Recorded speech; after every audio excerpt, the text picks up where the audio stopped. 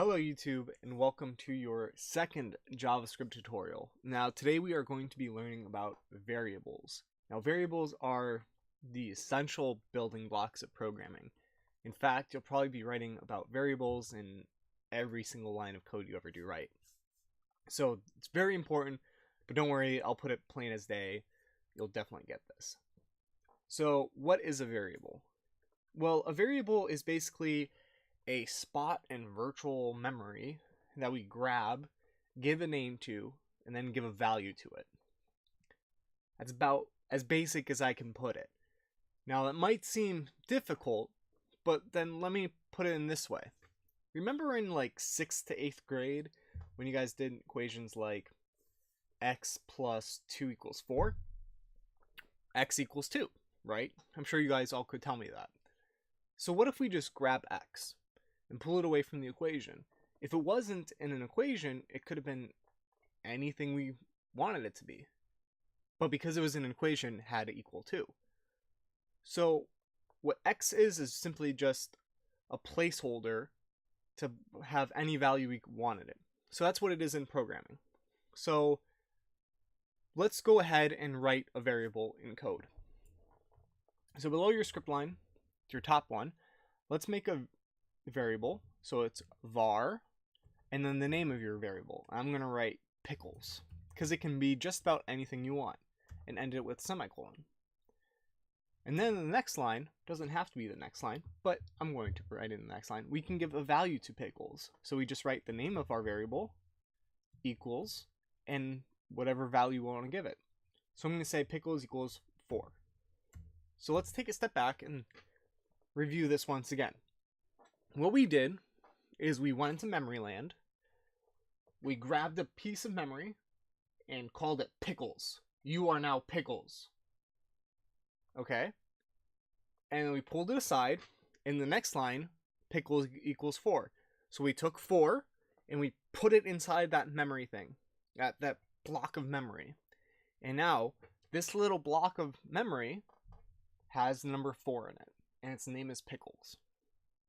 So now every time in our code, when we go down 4,000 lines down, we can reference pickles, and pickles, all it is 4.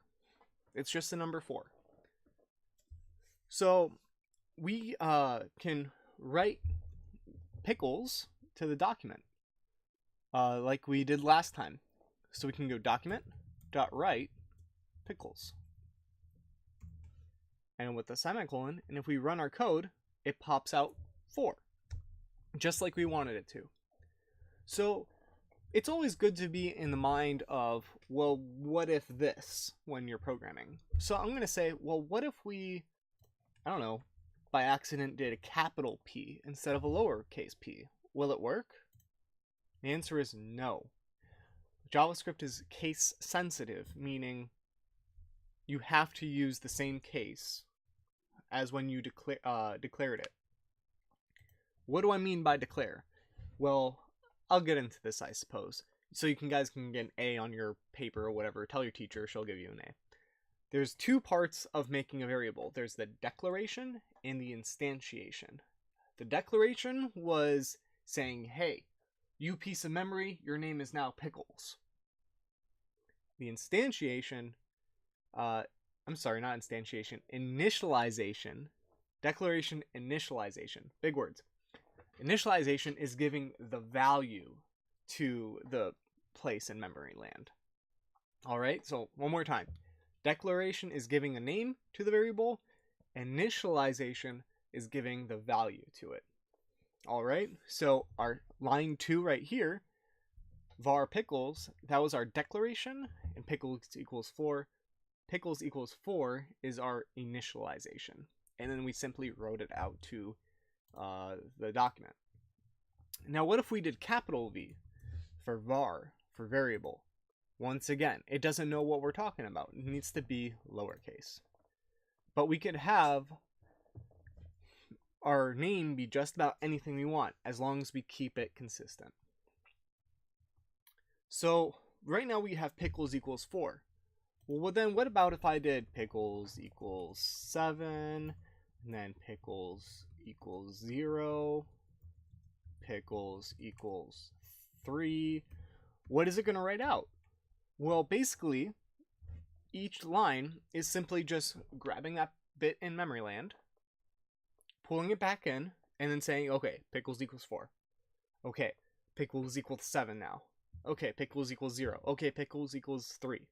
It's changing it. It's overwriting it. So when we run this code, it's only going to be 3. You're rewriting the whole contents of that place in memory land with the number 3. That's it. So, but the thing is, we used a variable. Variables can be changed, but there's also this thing called constants.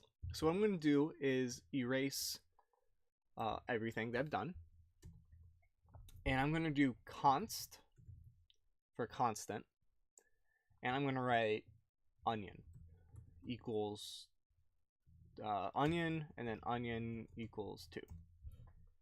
Okay. Now, when we write constants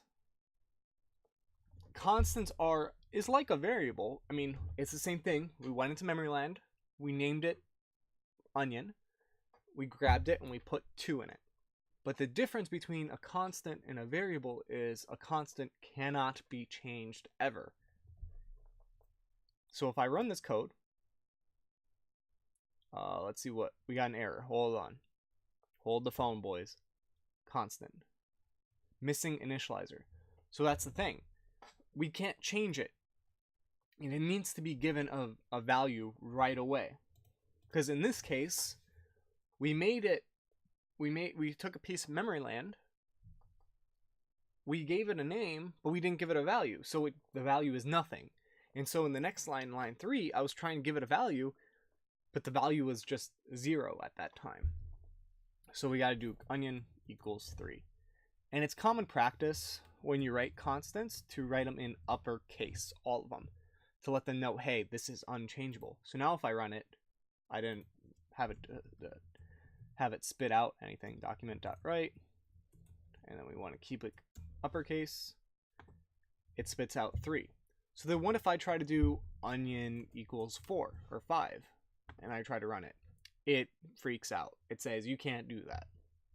So you always can only write it exactly once. And this is really useful when, say, constant equals pi equals 3.14159 268, yeah, whatever.